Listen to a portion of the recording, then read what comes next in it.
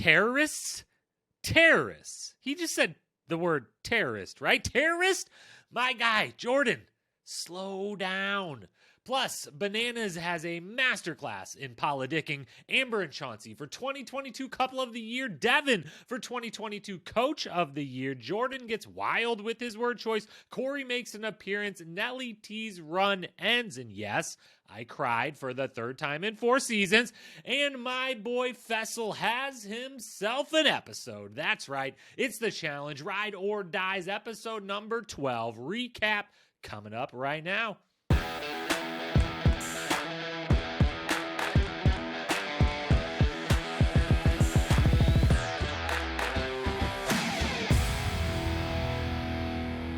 What up, my fellow challenge lovers? Welcome to The Challenge Historian, where we dive deep into all things MTV's The Challenge, past, present, or future, if it's happening in the Challenge universe. And we are here to document it. I am your host and dedicated Challenge Historian, Jacob Hollabaugh. Thank you so very, very much for joining me here on this Wednesday night. It's Ride or Dies night in the Challenge world and all across America at this point, because nothing else is still on TV in this holiday dead zone between Christmas and New Year's. But no, the Challenge rolls on. It takes breaks for no one, or no holiday. Ride or Dies rolls on into episode 12 of this ever increasingly long season that I am still liking. It doesn't always sound, the social media streets don't maybe seem like some people are falling off, maybe with the steam's kind of lacking here a little for the season for others, but not for this guy. I'm loving it. And of course, I'm loving it tonight, because tonight is definitely a little bit of the Faysal show. It's a lot of people's show tonight, but one of those many people is the Faysal show, and you know how I feel about that. You know a lot about how this conversation is likely to go tonight. But before we get to the actual conversation about episode 12, Ride or Dies, quick programming notes. This Friday, the final podcast of the year 2022. We will be posting a podcast this Friday. We're talking the fantasy cast for All-Star 4. All-Star 4 casting is imminent. All the calls went out. Multiple secondary calls have gone. They might be leaving somewhat soon. We don't know. There's a bunch of rumors out there. So even though all those rumors exist, even though we might get an unofficial, official casting, who took flights, who's out in the quarantine, whatever list sometime soon, it's not too late to get my fantasy cast in, because there has been a couple big names in particular who have possibly been left off, even though they were wanting. Lots of fantasy casts going around. And I thought, you know what? I've got that dialed in. I can give you boom, boom, boom, boom, boom, boom, boom, all the way down the list, the exact cast that the next season of All-Stars should be to live up to the We Want OGs moniker, to live up to all of the promise All-Stars had originally and could, its potential for what it could be. So I'm going to give you my fantasy cast as the final podcast of the new year. That'll be out Friday. Next week, Ride or Dies on Wednesday night. Again, probably something that Friday. I don't know what yet, or if anything, we will see. But we head into the new year. We've got a lot planned for the new year. We're going to grow this thing out. We're going to do a whole lot more. I swear one day or another, I will start posting on social media and doing other content than just this audio podcast. But for all of you who have been here all year long, been rocking with me since the very start, way back in May 21, I thank you. I love you. I applaud you. Thank you so much for being here with me for the entire ride. Now, that's your programming for the time being. Let's dive on in, head straight into the storylines, because there's a bunch to talk about with episode 12, Ride or Dies. Here we go. Order, order. I call this meeting of the Faysal Fan Club for life into session.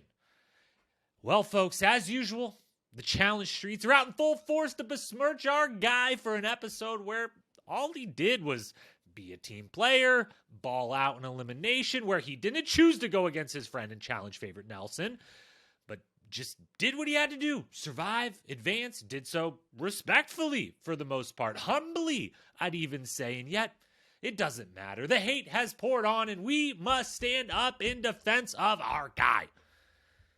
Okay, but for real, we obviously are starting this podcast in the first storyline with Fessy tonight, and you know if you've been listening to this podcast for more than this podcast right now, at which point you also already know that I do defend him from time to time. And by time to time, I mean pretty much all the time, as far as things that happen in the challenge itself goes for. Again, the game, the show, that's what we talk about. With anything outside of it, that's for outside discussion, But everyone's hating on the man as usual. And yes, he may be going off on Twitter as we speak during this recording. Absolutely, maybe just shooting himself in the foot a little bit on Twitter. But you know what?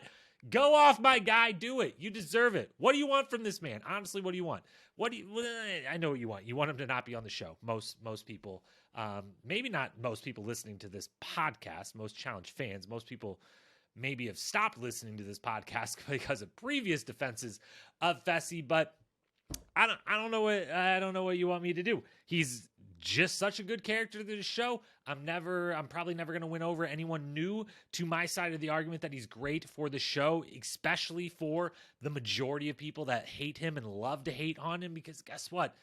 It matters a little bit to you. It mattered that he won that elimination. All those people that hate on him, it mattered that he won that elimination. It mattered when his team lost and all those people that hate on him were like, yes, let's go. Yeah, like when the tides turned and it was like, oh, Jordan and Devin are obviously voting for Faysal. When we got to, through the deliberation, and those of us who keep track of the confessionals are like, let's see here, 11 confessionals for Nelson, 10 for Fessy, and 2 for Chauncey, and 2 for Bananas. Yeah, I think I know who's going into elimination. You got excited. If you hate the man, you got excited. And guess what? That matters for the show. That's good for the show. Rooting against someone is still rooting for something within the show. It is still caring and having an interest in the show. And that's very, very good. So even if you're on the opposite side, which most people are, than myself, who does, I got the soft spot. I want him to do well. I want to see him win. I think it would be nice. Either way, I think it's good for the show. And I don't need to do that argument too much more than I already just have, again, because I'll probably have to do it again next week and the week after that and every other time he's on any episode of this show. But let's run through what he did this episode. And by the way, obviously, these storylines are not going to be in order. We're going to bounce around a bunch because there was actual concrete storylines to talk about with this specific episode versus or run through the episode in chronological order. Fessy, he's the one on his team that swam back and helped his teammate. No one else did, and that maybe cost them the challenge. Now, first and foremost, we should also say he picked the wrong person to help. I know Olivia was struggling a little bit, maybe needed a little help, but she wasn't in last on the team. Go all the way to the last person if you're going to help, bro. That's where one team won and one team lost. You go to the person who's in last and struggling the most or is the furthest back. And if you're going to help anyone, you try to help that person and get, the last person's all that matters. The slowest time is all that matters in this. So anyways, I digress. He still went back and helped. And I didn't know he was as good of a swimmer as that to pull the full-blown, not anywhere near the speed of Tyson back on Challenge USA, of course, but to pull the, just hold on to my legs and I'll swim arms only and pull both of us plenty fast enough. That's pretty nice. It's good to know that he's got that in the bag. He's played nice all season, and he played nice all throughout this episode. He tries to play nice with Jordan and Devin.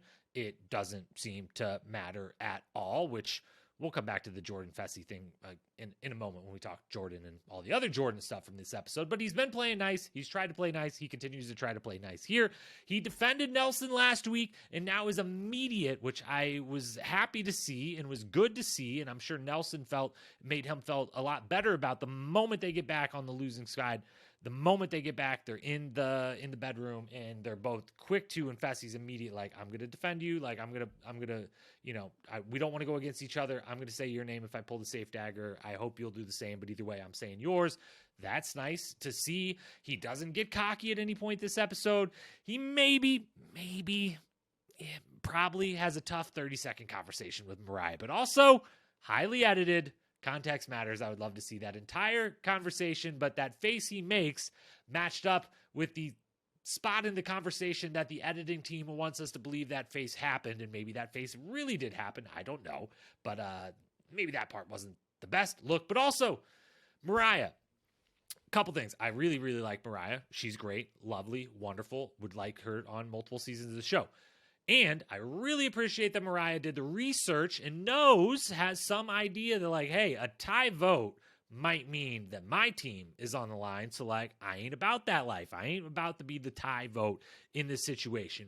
But while I respect the research, a deeper level of the research might have told you, you always get a chance to redo the vote. It is not simply ever, I don't believe, correct me if I'm wrong, DM me on Instagram, because if I'm wrong on this, I want to know, and I will put out a formal apology about it. But it's never just, it's a tie vote.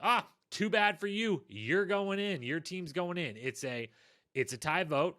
We're going to revote. And if you tie again, there may or may not be consequences. And then you revote, and then we see how it goes. They always get a chance to revote. So then all you got to do, Mariah, is learn, then burn. All right?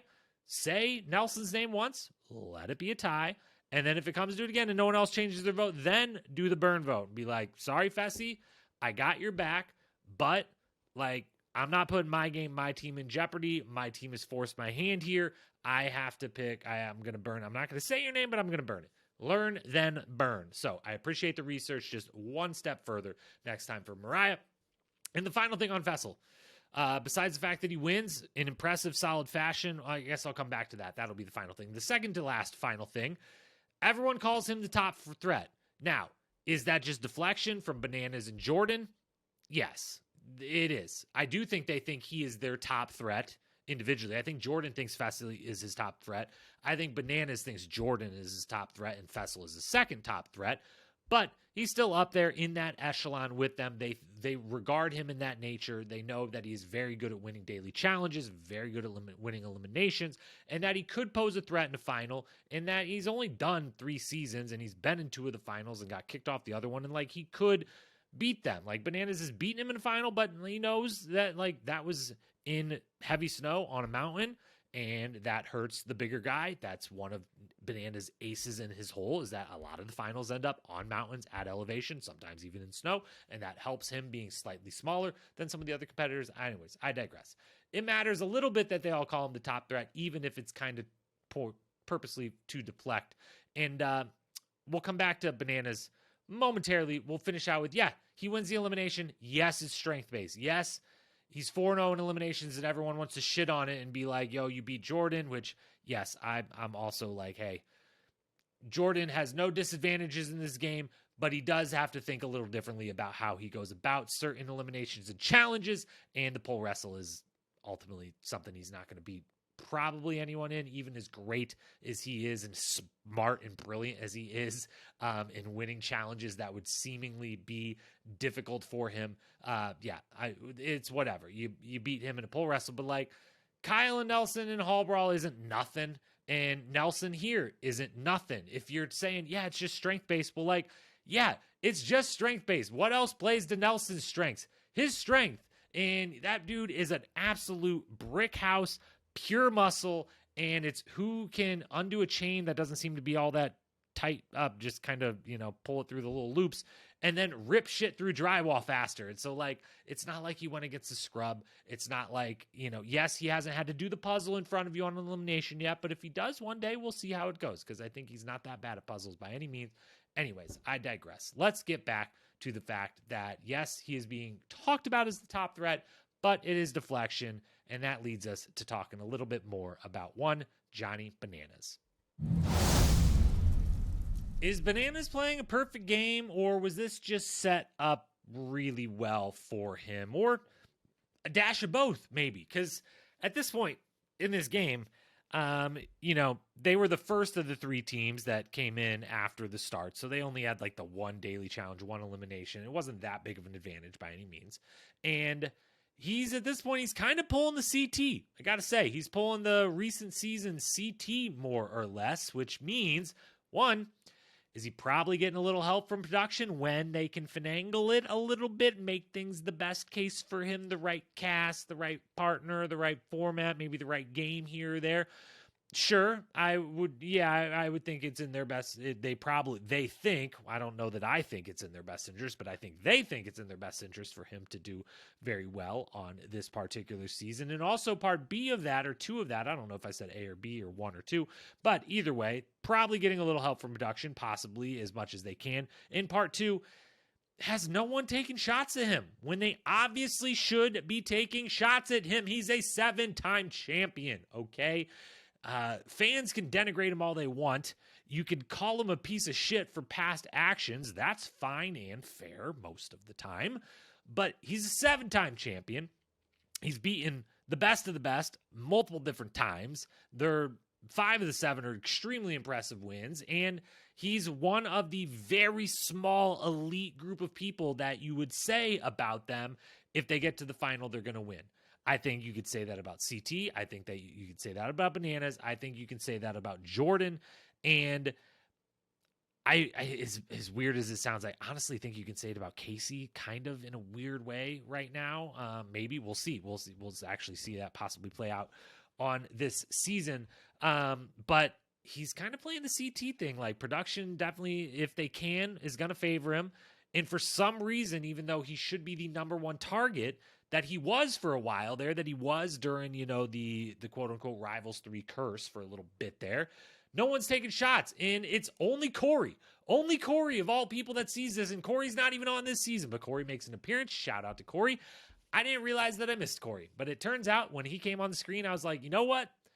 I kind of wish Cory was on this season. As much as, there's a little bit of a staleness that even I feel as the most pro casting person that can be. I'm still pretty against a lot of casting decisions, and I'm on the pro side of things, which tells you where most of the fan base is at. But I was weirdly like, whoa, I kind of wish Cory was here. I think that would kind of be better. And I definitely wish he was there. If he's the only one in the room, that would be like, hey, wait a minute. CT's not here. Okay, that's good. Good for all of us. CT's not here.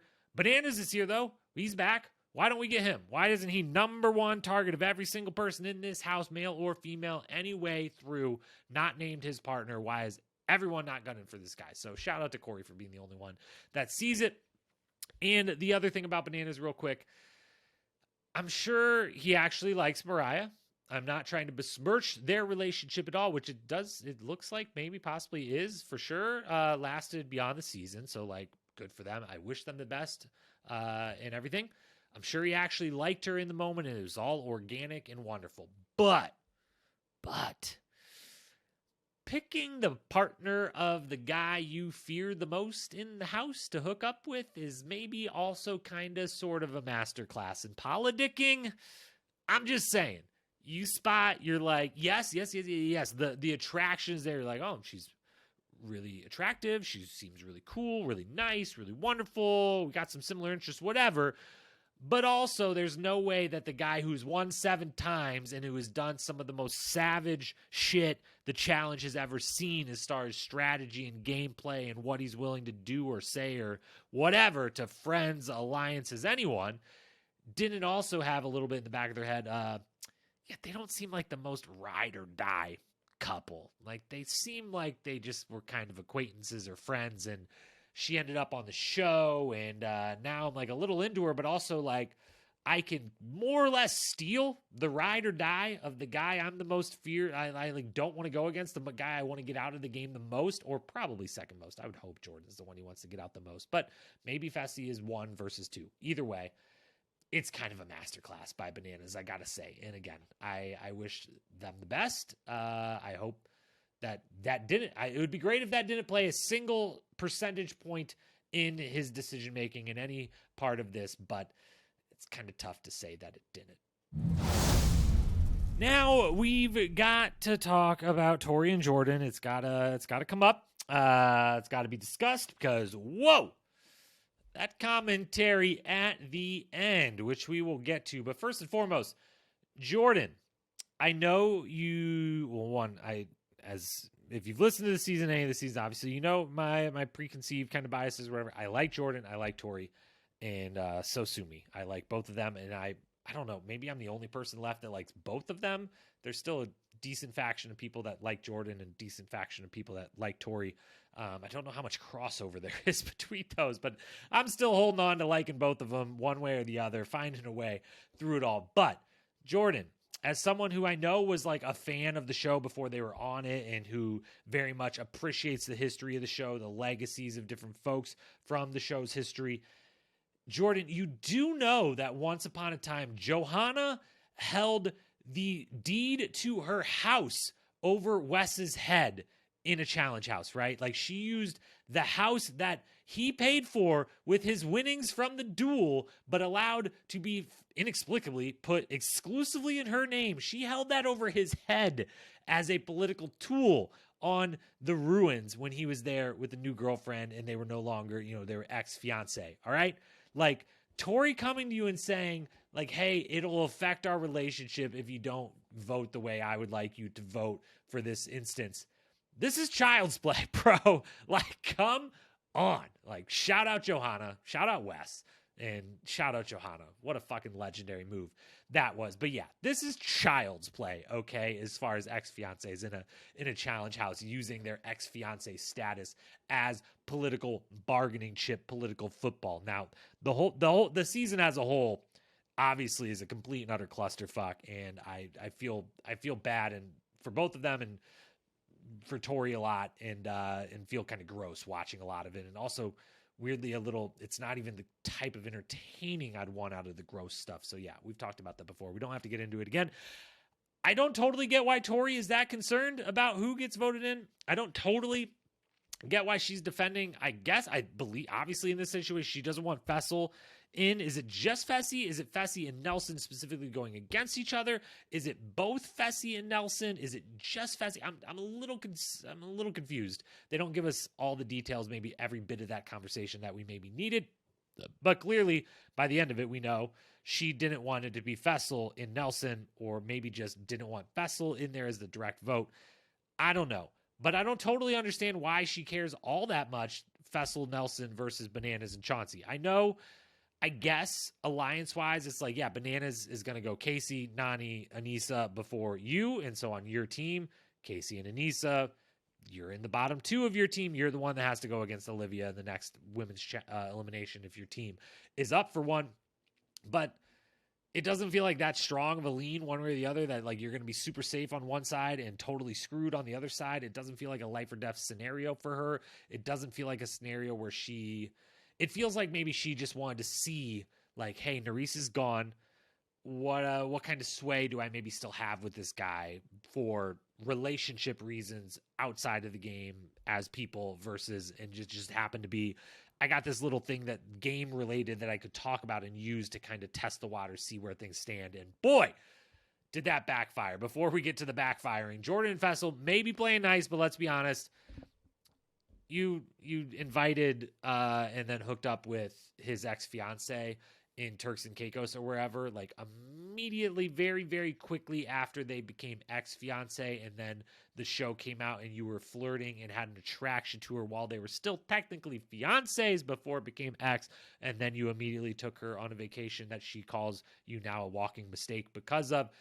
That still happens. So yeah, Jordan might be playing nice to his face, but obviously there's a reason Jordan maybe wants his revenge against Faysal or something against Faysal. Jordan's redemption arc really peaking. First third of this episode, we get the Ukraine footage. Shout out to Jordan. Absolutely. I mean, it's as thankfully a few people I saw pointing out on social media.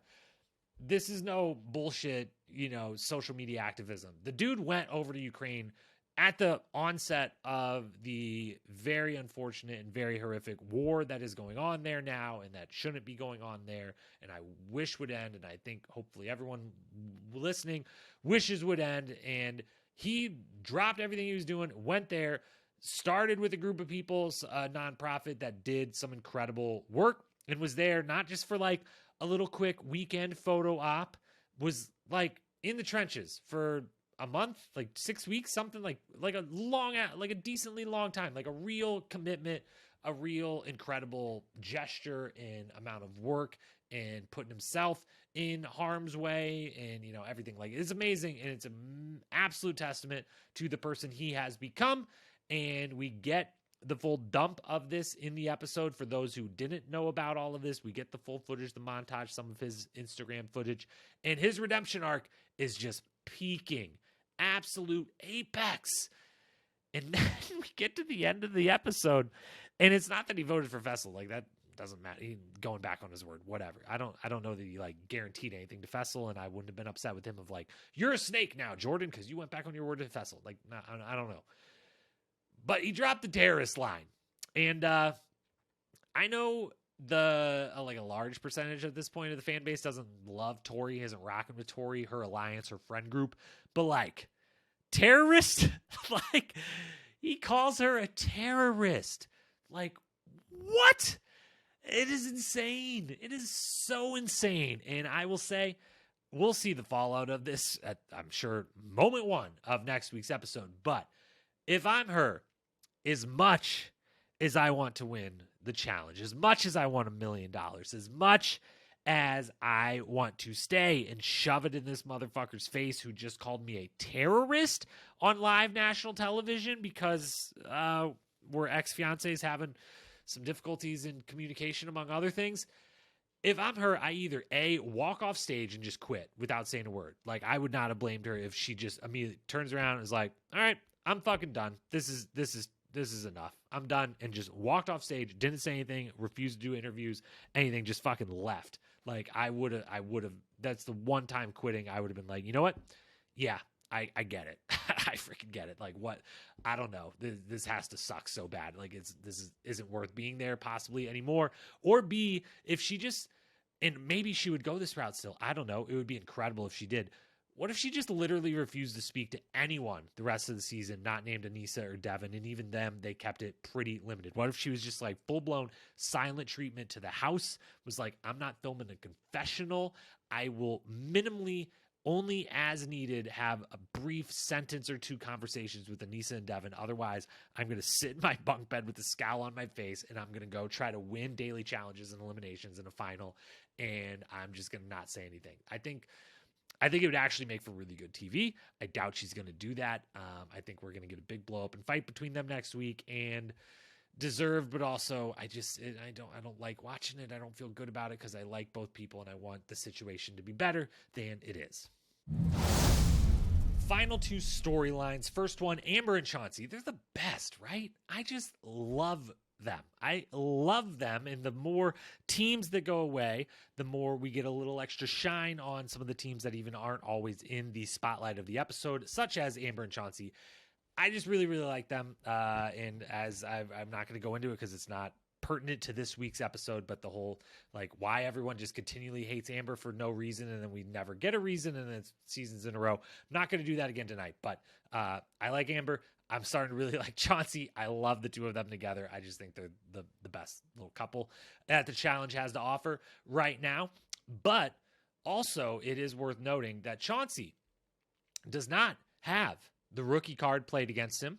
He does not have the, quote, we hate Amber, but we swear it's for good reason, even though there isn't a reason, end quote, card played against him. That wasn't played against him. We don't have the semi-fake, like, you're a threat, dude, card played against him. Like, none of the cards that could have been played against him were played against him. And I'll go ahead and say it. He was the best bet to beat Faysal in that elimination. I think they should have seen what that elimination was, and they should have thrown him in. If Jordan and Devin's goal was to get Faysal out of the game, yes, you're taking some, I guess no. They did the right thing because it's the only way to kind of get the odds as much as it's Nelson versus Faysal versus it ending up being Chauncey versus Bananas if, Bananas doesn't draw the safe thing. But I don't know. It feels like maybe Bananas in that moment he doesn't draw it. So if he would have drawn it, well, I don't know who would he have actually went with. Maybe he would have saved Faysal. I don't know. But yeah, I think Chauncey would have been the best one to take him out. I don't know that there was actually a path for them to make that happen, but maybe they could have done some deal making with Bananas and Nelson, like in the room in the moment, but they would have been thinking a little more in advance, and it took a while for them to realize, like, yeah, this is the road we should go, and we're all comfortable with it. So good on Chauncey, not getting called out. I think also maybe without it being said, everyone is looking at them as like, yeah, y'all can run and you're strong as hell, and we know Amber's a badass and champion, but we also know that she's not very good at math and puzzles. And Chauncey, you don't seem to be convincing us that you're going to be the CT to her Amber in a final in that way. And so maybe they're like, yeah, they're going to do amazing at 75% of the final, like win 75% of it, but also get last in the other 25% so we can beat them. I don't know. Maybe that's a part of it. Maybe it's just purely, it really came down to like, we want Faysal versus Nelson, and Chauncey, good job. You get to not be the scapegoat this week. You could be the scapegoat next week that has to go against Faysal. Then the next one, and the final one, is Devin. Devin's the best challenger going, period. End of discussion. I won't hear anything else. I don't know if I would call him the face of the show at this point. He's definitely in the running for that. I think it's a little different to be both the face of the show and to be called the best challenger going. But he's the best cast member going. That's the way I should say it. Best cast member. The best challenger maybe insinuates purely the game itself. But even that, he's way up there. He's the best thing the show has to offer. I don't think it's close. I think he's fucking great. His coach routine, absolute top notch. Like both good television, entertaining product, like creating entertainment out of nothing, but also like actually effective and works for his team. Ted Lasso meets Bill Belichick, meets Al Pacino in Any Given Sunday. Like it legit works. His team morale was so much better. And we all know, and we saw earlier this season with Laurel and talked about it a lot, headspace matters in a challenge house. That really, really matters what type of headspace you're in, what your confidence level is, what the team morale is, partner morale, individual morale, whatever. Maybe a different format at times. But he gets his team's heads back in it. And I think that leads to their win. I think you can directly say, like, he got them that win. They all performed incredibly well when it counted. And I don't think they would have without his little coach routine. And also, secretly, with that little coach routine, it wins him political favor with his team. It's now okay for him to be the leader in the decision-making because he's been the leader out on the field. He got them ready to go. He curried all this favor with all of them. Some of them were his friends. Some of them were maybe a little against him if they were still on individual teams or acting as individuals. But now he's won his team over. So after they get the win, they go into the deliberation room. Who starts that conversation and who is everyone like, yeah, you should start it. We want to look to you. It's Devin. So he's really coming to his own in this game itself. And he's been in the top class of television character challenge personality for multiple seasons in a row now. The confessionals, the performance, the strategy, the deceptiveness, giving the show his all, like caring about it being a show. He's a true professional. He crushes every episode. Yes, he learned at the feet of Wes Bergman, and guess what? That was the number one person he could have picked to learn from. It's very good for actually how he might do in the game, but it's even better for us, the fans. I think Wes is the number one person I would want anyone in the world of the challenge to learn from, as far as like, hey, you should be good at the game and you should also be great, fucking great at the TV show part of it. And so Devin has become very good at the game. Maybe he'll get to great status by the end of the season. We shall see, but he's become great and has been great at the show status for multiple seasons in a row now. We're on to the awards, and I know I just went through all of those storylines for, I don't even know how many minutes at this point, 30, 40 minutes, and didn't even talk about Nelson, and that's a shame. So we're going to talk about Nelson throughout these awards and the end of this podcast here, because Nelly T deserves it. Starting with Best Quote, which there's only one nominee this week, and it's because it's Nelson at the end. And Nelson, I just want to say from the bottom of my heart, from the bottom of the hearts of all challenge fans out there, thank you for holding the game in this show in the esteem that you hold it, because that's what it means to us, all the fans, and it's so refreshing and wonderful and appreciated when we can see visibly season after season that it means what it should mean, what it feels like for us fans. It should mean to the competitors on it, the privilege that it is when it means that much to the player themselves. It comes right through the screen and it hits the heartstrings, and it's appreciated, and is why one of the many reasons I think I love Nelson, and I think Nelson is beloved by the majority of challenge fans. He says, quote, "But I'm going to keep my head up. I'm going to train harder, not just physically, but mentally. The challenge, it's one hell of a game, and I'm very blessed to step on this field because there's no other place I'd rather be in the world." End quote.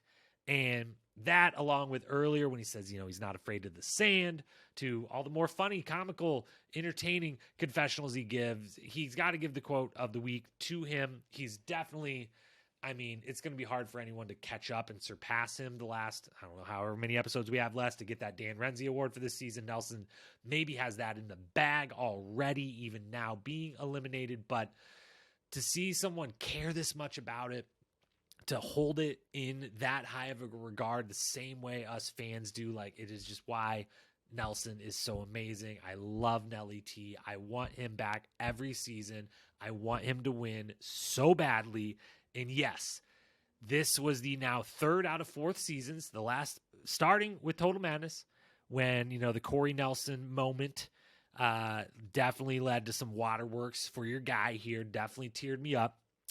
Double Agents, I forget when he lost, but don't think that was the one I didn't get teary-eyed for. But then Spies, Lies, and Allies, yep, got a little emotional when Nelly T gets eliminated in the middle of the final. In this episode, I didn't expect it at all, didn't see it coming, but the moment he lost, and then his confessional afterwards, plus the music, the Goo Goo Dolls, saddish music in the background, everything about it, I got a little steamy, a little teary-eyed, and I want the best for Nelson, and I want the best for Nelson's mom too, his whole family, all of his loved ones, because now we're on the best moment, and nominee number one is the Nelson calling Cory, but the moment within that of Nelson and his mom, the montage of photos, the kind of backstory of he rehashes, he even says, like, you've all heard me say this before, but like, this is me. This is what matters to me. I just love all of that. I love Nelly T. I love his backstory. I love hearing about that relationship, that beautiful relationship he has with his mom. And I did love it also seeing Cory. So that moment's nominee number one. Nominee number two, all of Devin's motivational speeches rolled into one. He gives a couple of them, the one real great one right before the challenge, but then the fact that he pulls off the, like, TJ's even calling us the underdogs team, which, shout out to Bloodlines, one of my least favorite seasons, with one of the more impressive winners ever in the end, weirdly. But, Team Underdog was they were actually called the underdogs there. I'm thinking of Invasion of the Champions. I apologize. That was bad historian work for me, but it's getting late in the pod. It's getting late at night. You'll let it slide. Devin's motivational coach moments, nominee number two. Jordan's speech, nominee number three. Nelson's exit speech, nominee number four. And as great as Devin's Al Pacino performance was, which of the two moments, whatever moment from Nelly T you want to pick, Nelson wins the quote. He wins the best moment. Does he win episode MVP? No. Let's start at the top. Fifth place, Ty, Olivia, and Amber, both in supporting roles this episode, give great performances, and I enjoyed both of them. I enjoyed both of them unanimously 100% of the time they're on the screen or in the show so far for both of them, I think. So, yeah, they come in fifth. Mariah in fourth. Jordan in third, off the back of those wild statements at the end and, the continued wild outfits and just being Jordan. And second place, though, I gave him the previous two awards. Okay, so, I already possibly just gave him a season-long award, even though the season's nowhere near over. Nelson's in second. Faysal's in first. It's Faysal's night. He wins that elimination, and we should quickly say on that elimination, yes, it plays to his strengths. We kind of mentioned that before, but it is one of those ones I find really interesting and I find really fun. That it is pure strength, but it's super strategic. They both kind of get it to the start, and Fessy stays a little more on strategy, where Nelson maybe as he gets tired, gets a little more off strategy. Don't just pull it straight through. You got to go with those angles, get those points hitting. You got to wiggle it a bunch, kind of slowly rip through that drywall, whatever. I love that elimination. I also love the daily challenge. I didn't really talk about it much, but I really kind of liked the daily challenge too. Make the targets a little smaller. If they go perfect 8 for 8, then the targets were touched too big. So thank God though that no one fell on top of each other. Like that was designed for someone to fall on top of each other, and thank goodness it didn't happen. We don't need to see that. So Faysal's the episode MVP is what I'm trying to say.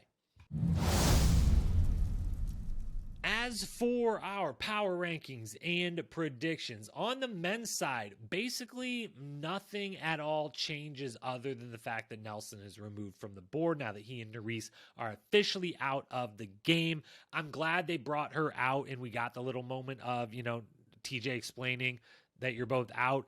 I also, as I said last week, I thought, and we'll get final confirmation, Nerys looked very hurt, looked like she had something with the hand, wrist, arm, something going on, and now we'll never know, but if we find out she was hurt, I'm going to ultimately be glad that Nelson lost versus having that devastating moment of like he gets to the final and finds out your partner isn't actually still here the way other people's partners are because she was hurt and then he has to go home. That would have sucked. But I'm glad they brought them out and had that little moment. And we got to see Nerys again because Nerys is the fucking best. Bring Nerys back, please, and thank you. Maybe my number one draft pick of the rookies this season. We'll talk about that at the end of the season. As for the power rankings for the rest of the season, Faysal stays 1 on the men's side. Bananas stays 2. Jordan stays 3. Devin stays 4. Horacio and Chauncey at the bottom because I think the rookie card's going to get played. I think these 4... Devin is the only one of those 4 vets that's probably going to be like out for like, I got to get these other ones out there versus I think Jordan, Faysal, and Bananas, Jordan just took the shot. I don't know if he'll take another one. I think those 3 might be willing to like, let's run it against each other and actually go with that. And yeah, I don't know. So Horacio and Chauncey still at the bottom. Kenny, of course, waiting in redemption house. Big Ken. Female side, slight change up. Casey stays number 1. Nani moves up from 4 to 2. She just seems so safe in this game. Like nothing bad is going to happen to her. Like she had it set up from the beginning, sure, but then she had to play that game and do well and navigate a little bit. And it looks like she's navigating right on into a final. Tori is 3rd, Amber 4th, Anissa 5th, Olivia 6th, Mariah 7th. Mariah drops down from 5th to 7th. I just think now you've still got the chance that she kind of sided with Bananas over Faysal. And guess what? Bananas probably, as far as the game considered it, doesn't care. At least that's what his reputation in the game would tell us. We'll see. But I don't think you actually have him over some of the other people that he's going to back in the house. And now you've maybe lost Fessy. If you had Fessy before, to be fair, if you still had him doing any solids for you. He did ask you to throw a challenge on his behalf, even though he had no interest in doing it on your behalf, but I digress. I wouldn't want to go there.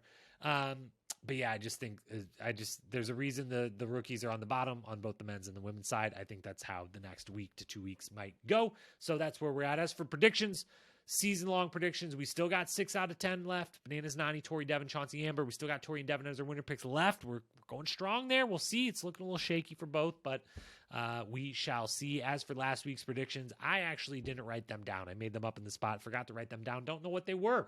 So I probably went 3 for 3. You could tell me if I'm wrong. I think I actually did. I think I might have actually been 0 for 3 now that I'm trying to remember what they were. But for next week's episode, I think that Fessy's team goes down again. I think they lose 2 in a row. I think Devin's and Jordan's side of things, that squad, Mariah's squad, it's still Mariah's squad, continues the good vibes, the positive energy. And if I'm going to predict that they win the daily challenge, then I will also predict on the other team we get somehow, some way, Tori versus Casey. And by somehow, some way, I think Tori gets thrown in. And I think Anissa draws the safe dagger. And I think Casey has to go in versus Tori. And we get an elimination match that is a long time coming. And by a long time, I mean like 2 or 3 seasons. But feels a decent length time coming, is one I personally want to see. And I'm making this prediction in hopes that I can wish this into existence, because I think that'd be really fun and give them like a solid physical but not headbanger type of elimination and let them duke it out. Third and final prediction then is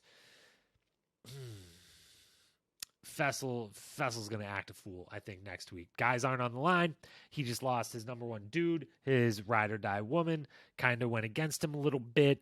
I think all restraint is going to be gone, and he's going to be the villain that all of you love to hate. And by love to hate, I mean you hate, but I think secretly you love to hate. And that's what I've been saying all episode long. And that's what I've been saying all season in the last 3 to 4 seasons long now, really, at this point. So That's everything for Ride or Dies episode 12. Thank you so much for being here. I know it was a little bit of a long one, but it is what it is. It was an episode worth talking about it, so we did just that. As always, you want to talk challenge with me, hit me up on Instagram at Challenge Historian. Rate, review, subscribe, follow this podcast. That helps me out a bunch. Let me know what types of content you might want to see going into the new year, what types of pods you'd want to see if we start getting into the world of YouTube, short form content or videos. I know some of you out there would love if these podcasts weren't anywhere near as long as they were. Let me know that.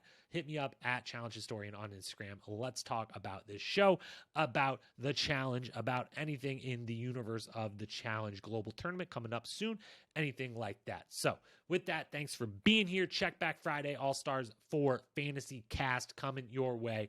Until then, peace.